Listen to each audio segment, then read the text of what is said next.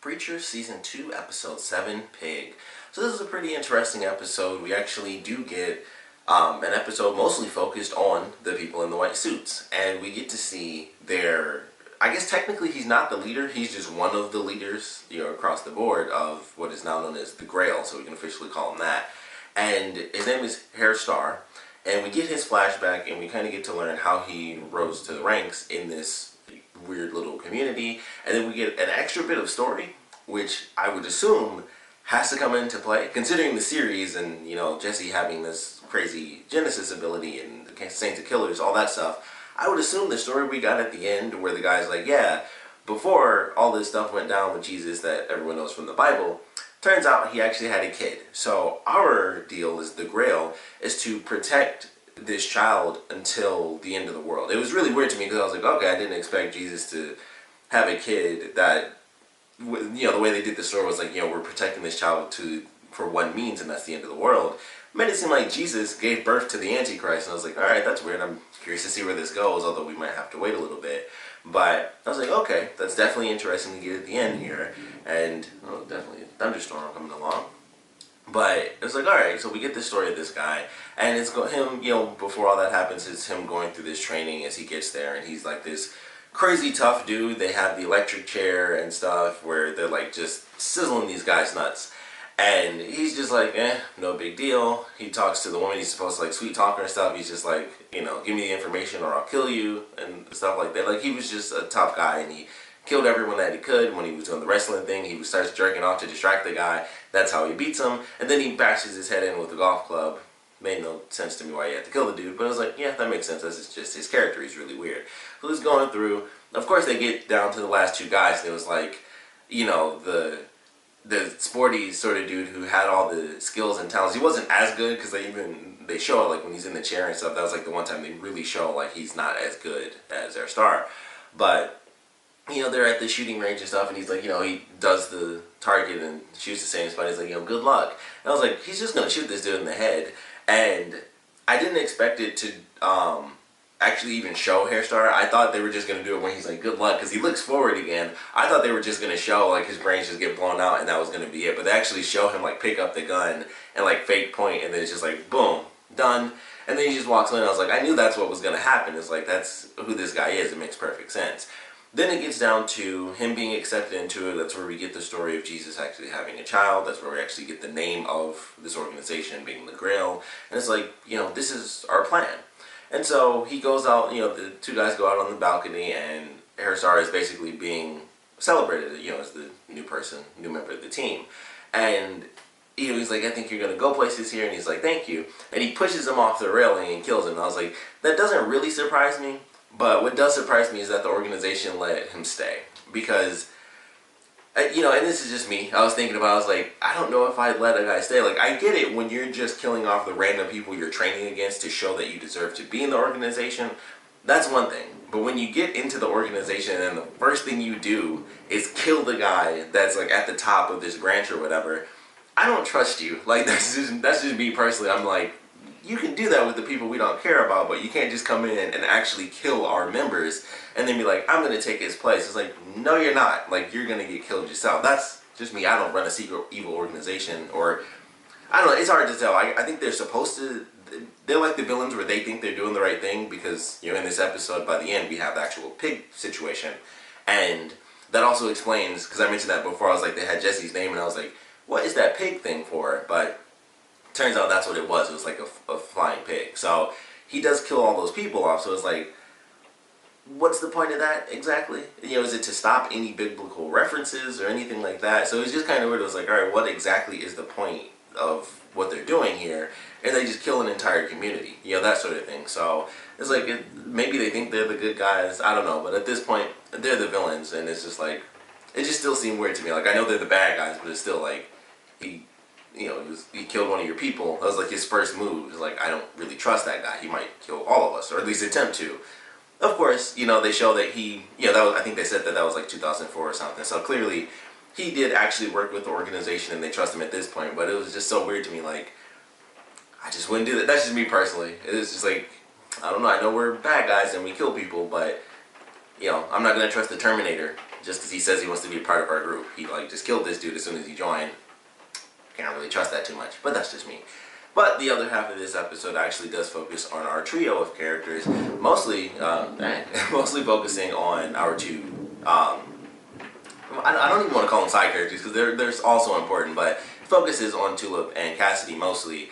And Jesse's kind of just doing his thing. He's still trying to figure out, what to do next. But it mostly focuses on Cassidy dealing with his son. And finally, because the dude was in the bar with them, and he translates for his son like, "Hey, I'm dying," and he's saying that he knows you can help him live forever. Which this is super crazy, but it's the show.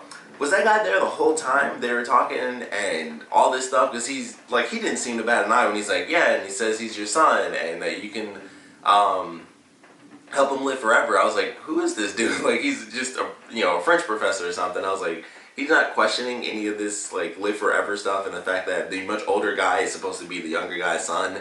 So I was like, he didn't seem to question any of that stuff, but it kind of fit for the show. I was like, how long was he there? What was he listening to as they were just saying all this random stuff? But Cassidy finds out that his son is actually dying, and he has to make this decision as to whether or not he actually wants to make him immortal. So he's kind of going through that. At first he decides no, and his son says, then I'll die hating you.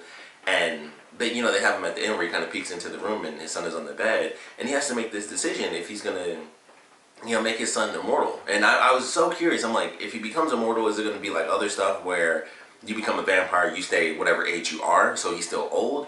Or would it be like a new weird sort of thing where he actually gets younger? I would assume they just do the typical vampire thing where you just stay that age. And of course, him being a vampire, he wouldn't have the physicality. He'd now have super strength and energy and all that.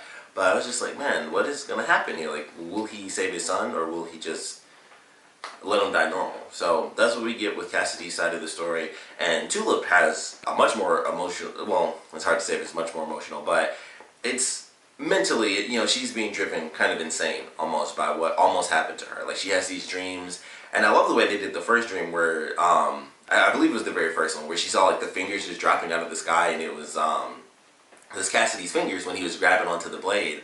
And it's just like, man, that's crazy. Like, and I just like she's going through these sequences of having these dreams over and over again, and she's seeing the Saint of Killers. This is, a woman who's gone through all this madness, and that's when this is the moment she fears, because she actually almost died. And there wasn't anything like, oh, I can fight this dude, like he might try to knock me out, or he might even try to kill me, but I have the skills to fight back. This is a crazy supernatural being from hell who is beyond powerful. Like, there's nothing I can do. There is no fighting back in this situation where I may or may not die. This was like, I'm pointless. Like, no one could do anything in that situation because he was so powerful.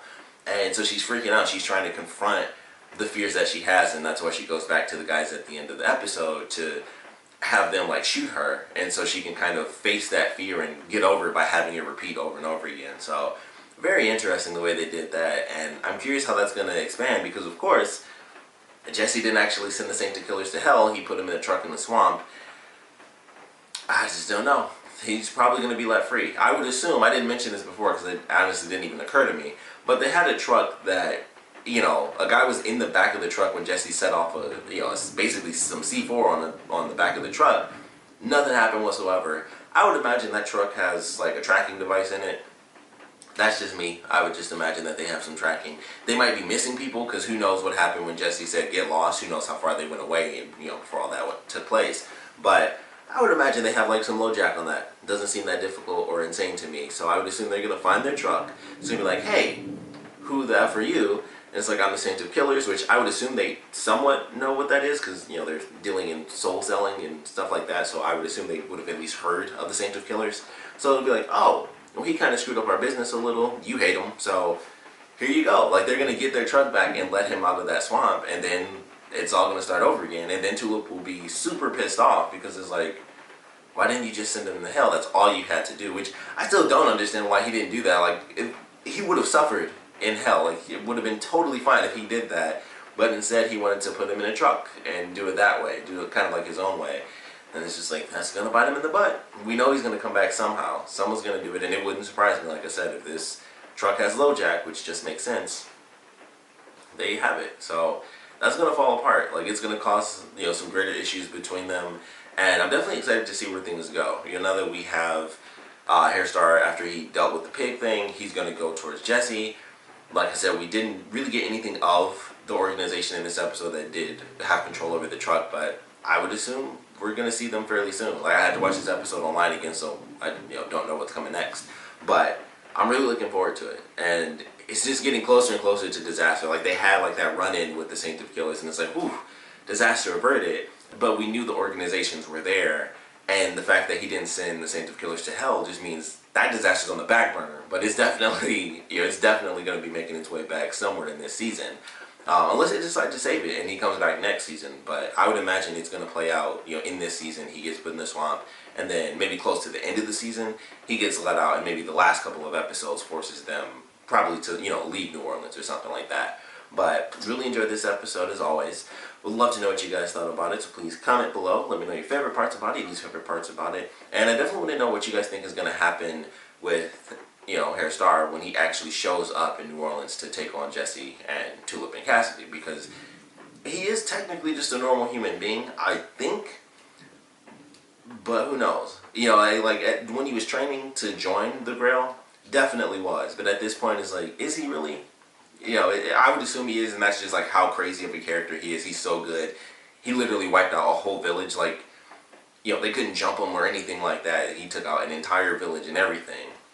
So, it's just really hard to say. I'm curious how that's going to play out, but we'd love to know your speculations on how, he's going to interact with Jesse. Just the trio in general, what's going to happen during that interaction. And of course, I want to know what you guys thought about this episode in general, so please comment below, let me know, and thanks for watching.